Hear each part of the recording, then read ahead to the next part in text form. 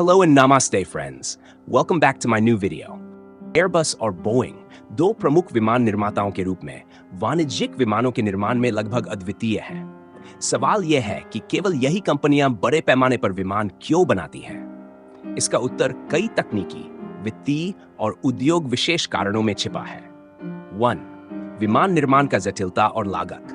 विमान निर्माण एक अत्यंत जटिल और महंगा कार्य है। विमान का डिजाइन, निर्माण और प्रमाणन अरबों डॉलर की लागत मांगता है। इसके अलावा विमान उद्योग में प्रवेश करने के लिए विशाल संसाधनों और वर्षों की विशेषज्ञता की आवश्यकता होती है। एक नया विमान डिजाइन करने में ही लगभग 5-10 साल लग सकते हैं। उदाहरण, एयरबस A350 और बोइंग 787 ड्रीमलाइनर जैसे विमानों के विकास में अरबों डॉलर खर्च हुए और कई वर्षों का समय लगा। 2. विनियामक और सुरक्षा मानक। विमान उद्योग अत्यधिक विनियमित है। हर विमान को अंतर्राष्ट्रीय सुरक्षा मानकों जैसे FAA, EASA का पालन करना पड़ता है।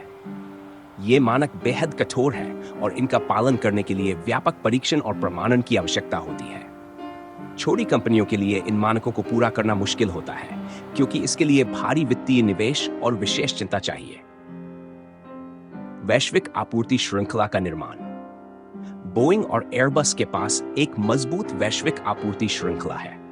वे सैकड़ों आपूर्तिकर्ताओं के साथ मिलकर काम करते हैं। एक नए निर्माता के लिए इस स्तर की आपूर्ति श्रृंखला स्थापित करना लगभग असंभव है। उदाहरण, बोइंग के विमानों के विभिन्न हिस्से दुनिया भर के देशों में बनाए जाते हैं, फिर उन्हें असेंबल किया जाता है। 4. ब्रांड विश्वास और ग्राहक नेटवर्क। एयरलाइन कंपनियां विमान खरीदने से पहले उसकी विश्वसनीयता और प्रदर्शन को ध्यान में रखती है। बोइंग और एयरबस ने दशकों से अपनी विश्वसनीयता साबित की है। नए निर्माता के लिए इस स्तर का विश्वास बनाना बहुत कठिन है। उदाहरण, एयर इंडिया जैसे बड़े ग्राहक भी बोइंग और एयरबस पर निर्भर है क्योंकि ये कंपनियां बेहतर तकनीकी सहायता और सेवाएं प्रदान करती हैं। तकनीकी नवाचार और विशेषता। बोइंग और एयरबस दोनों में उच्च स्तरीय इंजीनियर और तकनीकी विशेषज्ञ हैं। वे आधुनिक प्रौद्योगिकियों जैसे हल्के सामग्री, उन्नत इंजन और ईंधन कुशल डिजाइन पर लगातार काम करते हैं। नए प्रतियोगियों के लिए इस स्तर की तकनीकी क्षमता और शोध एवं R&D में निवेश करना लगभग असंभव है।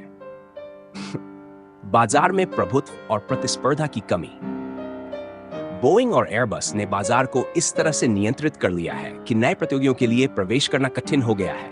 उनके पास एयरलाइन उद्योग पर लगभग एकाधिकार जैसा प्रभाव है। उदाहरण, मैकडॉनल्ड डगलस जैसे पुराने प्रतियोगियों को बोइंग ने अधिग्रहित कर लिया, जिससे प्रतिस्पर्धा और कम हो गई। 7. सरकारी समर्थन।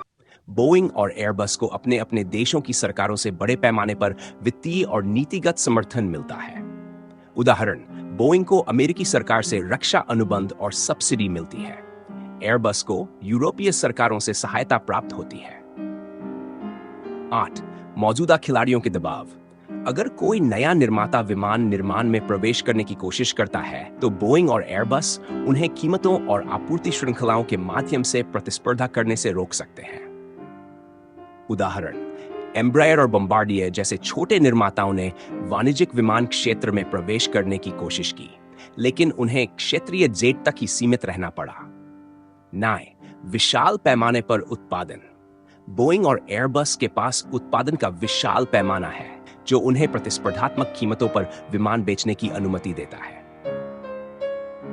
एक नए निर्माता के लिए इस पैमाने पर उत्पादन करना और लाभकारी बने रहना लगभग असंभव है।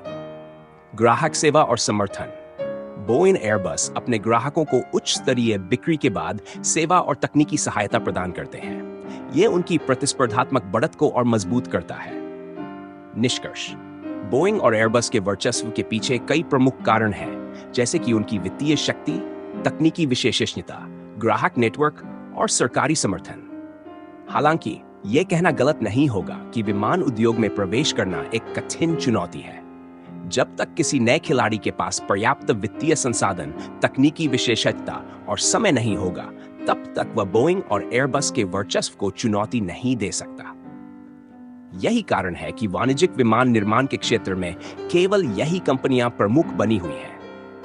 अगर आपको यह जानकारी उपयोगी लगी हो तो इस वीडियो को लाइक और शेयर जरूर करें ताकि और लोग भी इसके बारे में जान सकें। अपने विचार और अनुभव कमेंट में जरूर बताएं। हमारे चैनल को सब्सक्राइब करना न भूलें और बेल आइकन दबाएं।